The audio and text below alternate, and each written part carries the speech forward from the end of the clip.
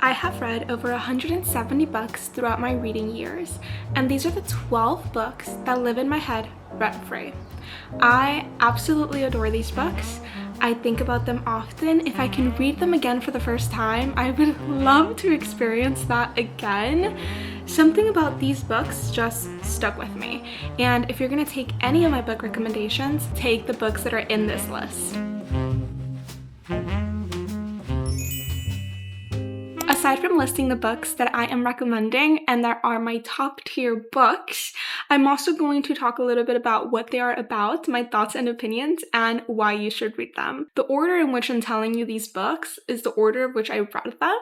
So this dates back to a couple years. The first book on my list is The Great Alone by Kristen Hanna. If you haven't read any Kristen Hanna books, what are you doing? These are like the best historical fictions in my opinion. I've read a couple of them, but something about Kristen Hanna's writing and characters just really gets to me. And I feel like in any of them, I'm feeling like heightened emotions. For The Great Alone specifically, I was feeling a lot of anxiety throughout the entire book. Lenny and her parents moved to Alaska sort of like on a whim, and they adapt to living in these harsh conditions in a very remote town. So it's a little bit of like a coming of age following Lenny, but also it talks about really heavy topics, which like you should look at the trigger warnings before reading this one. But something about this one, for some reason, I was reading this book before bed.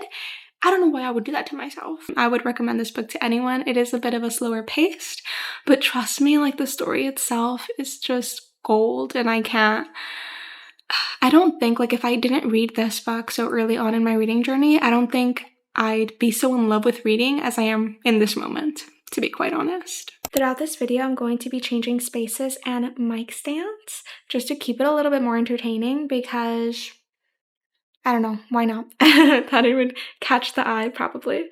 So the second book on my list is Poor Dear by Claire Oshetsky, and this book is a psychological fiction with some like fairy tale aspects to it. We follow Margaret as a young child, then as a teenager as she recollects memories of her childhood best friend Agnes, who died at a very young age. The fairy tale aspects of it is like this really creepy deer following her around, and sort of taunting her with her past, and she has conversations with this deer. You should read this book if you're getting into psychological thrillers because it's a fairly short book and it gives this like horror fairy tale feel to it. Very creepy, crawly, honestly, and just a good time in the way that like you're going to get a little creeped out and spooked. This book also deals with a lot of talk about grief and blame, so obviously very sensitive topics. Other than that, like just exploring all of those themes is done really beautifully. The writing is phenomenal, to be quite honest, and I should read more of this author. The third book on my list of books that you should read is The Gracier by Kim Liggett, and this is a dystopian book. If you like books like The Hunger Games, The Maze Runner, Divergent, I've never read Divergent, or just dystopian worlds like that, like The Giver type of vibe. So this book is about a young girl named Tierney who turns 16 years old. And in her world, every 16-year-old girl is sent to a recluse area, sort of like the middle of the woods, for an entire year called the Grace Year. Now, no one in the town talks about what happens in this space, but not every girl comes back after that year. My fourth book on the list is The Sound of Gravel by Ruth Warner. This is a memoir, so different genres if you haven't noticed.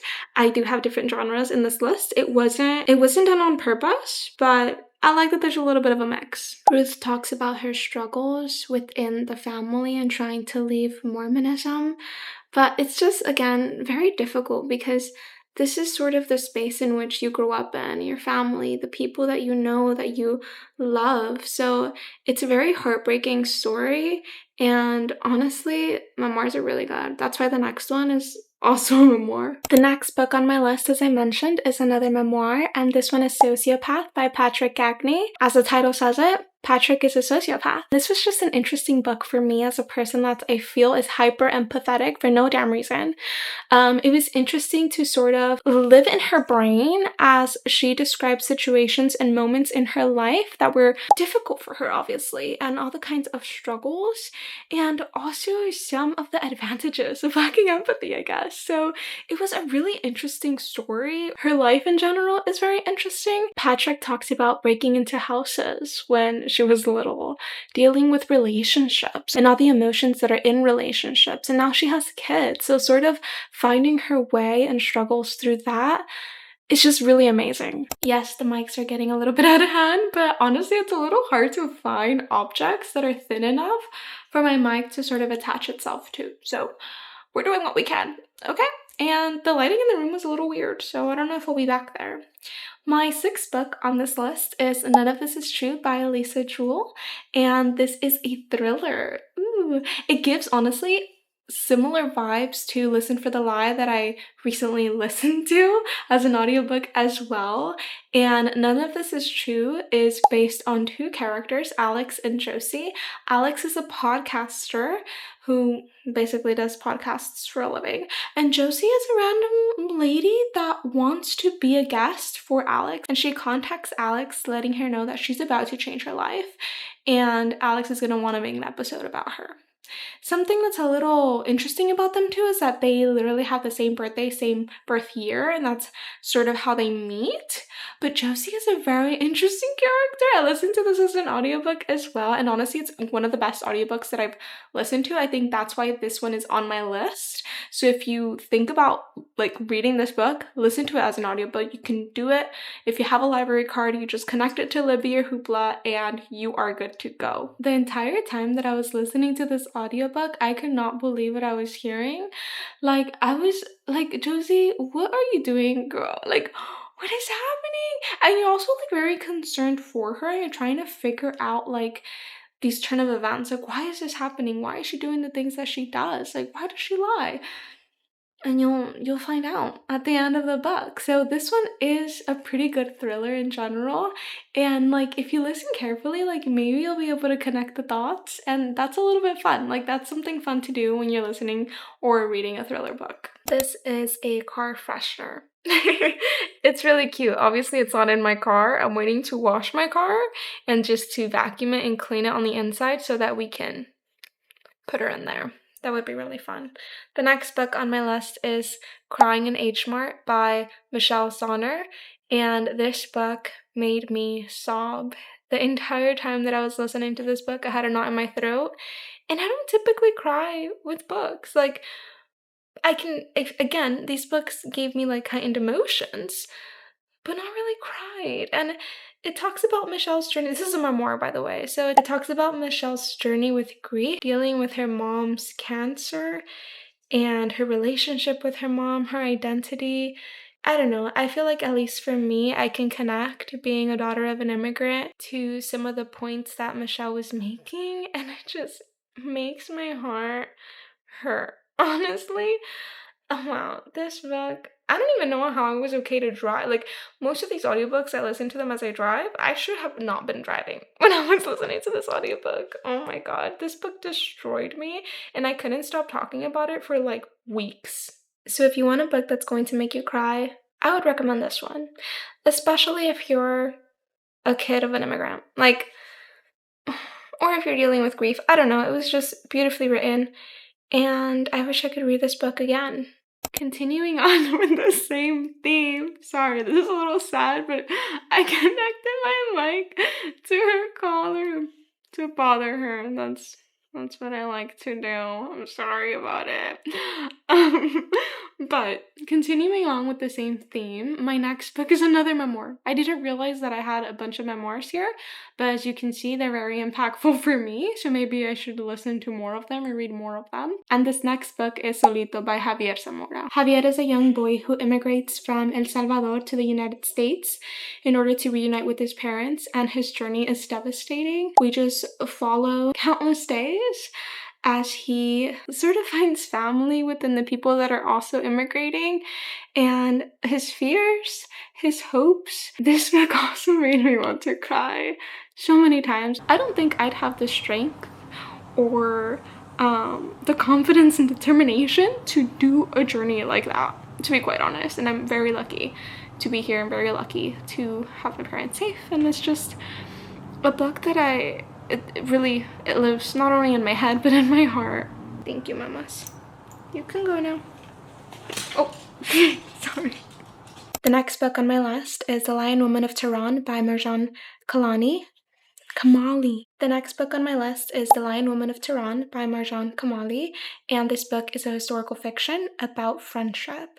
It takes place in Iran. We sort of see the friendship between Ali and Hama. So it's literally their entire lifespan and their journeys and their friendship to like each other. This book made me truly appreciate friendship, and it made me look at it at a different lens that I wasn't before. And I don't know, I'm a more introverted kind of person, and I have my friendships, and I'm a pretty loyal person, I would say, but I don't make friends like that often, like with new people, and a lot of my friendships are from like when I was little, so I feel like I can relate to this a lot.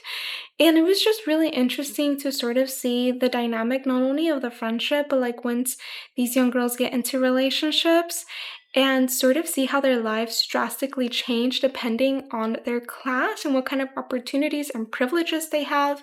It's just a very eye-opening book. We got these little pens in Paris. They're actually for cheese, like a little cheese splatter, sort of like toothpicks but fancier. It is not used for that though. It is used for decoration. My next book on my list is, let me look at my list, is The Measure by Nikki Erlich, which is a fictional novel. Gives a little bit of like dystopian feels. Imagine that everyone in the world receives a box. Inside this box, there's a string with the measure of your life, meaning that depending on how long that string is, it's how long you're going to live. So people can sort of figure out basically when they're going to die, like their lifespan, by comparing the string to other people and comparing it to like timelines of when people have passed away. This obviously creates a lot of chaos, and we're following along different people going through this experience throughout the same time frame. Ultimately, like these different perspectives connect, and it's just so interesting to see how they connect. Such an amazing story, honestly. And it really puts in perspective what people, like what you want to do with your life. Like, what if you did receive this important piece of information? What would you do? I'd recommend this book to basically anyone. I wholeheartedly believe that anyone who picks up this book is going to enjoy it and find some interest to it. So, I don't know. Pick it up. Prove me wrong if you'd like. I literally clipped it to my finger because I don't know what I can clip it onto next. So, we'll see what the final clip will be for my final book recommendation. But for my 11th book, it is My Friends by Frederick Bachman. And this book revolves around a group of friends, of teenagers experiencing their last summer together. And then we get this reoccurring character, Louisa, who sort of integrates herself into this friendship, or like this story of a friendship, and it's very beautiful. It gives me a lot of nostalgia. Like, it kept reminding me of like my possible last summer when I was a kid. Obviously in that moment while you're living it, you don't really think about it being your last summer, but I used to love playing outside with my friends. My best friend at the time was basically my neighbor, and we'd go to the pool together. We had like a small inflatable pool. We'd love to like play cheerleaders, and I would just like go back to those kinds of moments. And it's just sad to think about that was like my last summer as a kid. But I love the time that I was able to like spend outside, and I'm glad that I had that kind of childhood. But yes, I think this book within itself just made me very nostalgic. And if you sort of want that feeling, if when you think back to your childhood, you think about your summers with your friends, this is a book for you, honestly. And I feel like you would probably connect a lot to it. We're bringing it back to where I did in my introduction, and my final book to talk about is Where Sleeping Girls Lie by Frida Abike, and this book is a YA mystery novel based on the main character, Sade, who loses both of her parents and is put into like this private, wealthy boarding school. And from then on, like there's a bunch of secrets or like things that are happening within the school, and she's sort of unraveling that. There's a missing student. It gives a lot of like Wednesday, Harry Potter kind of vibe. So if you like the show Wednesday, or if you like the books, well, I don't know, because I haven't read the Harry Potter books. I want to, but if you read the movies, I mean, if you watch the movies, you would possibly like this book. I thought this book was a series when I went into it, but it's not. It is written so well, like very enjoyable. I could have only imagined like me reading this when I was younger. I would have absolutely like ate it up, and that's exactly how I still felt about it now. I absolutely adore the characters in this book and like the friendships. I don't know, like, sometimes when I'm reading books and, like, the dialogue or, like, the characters themselves, sometimes they give me a little bit of, like, cringy vibes, and I would have to say, like, some of, like, all the books that I mentioned, I didn't get that vibe, except for, like, little things of, like, my friends, but that's fine, that's besides the point. I just find that these characters themselves are just very real, like in all the books that I mentioned. There's so many plot twists in this book, so many different pathways and characters that you're being introduced to. It's queer friendly. It's just one of those books that keeps you guessing, keeps you on your toes, and you're also trying to figure out the mystery as you're like listening or reading the book, and it's just so good. Like, I have to say, you're not going to guess some of these plot points, and that just makes it really, really fun. So let me know, out of these 12 books, have you read any of them? What were your thoughts? And if you haven't read any of them, or were there some books that piqued your interest, like which books would you read? I know it felt a little rushed. I wish I could talk more about it, but I honestly can't because of my camera. Again, thank you so much for watching, and I'll see you next time. Bye.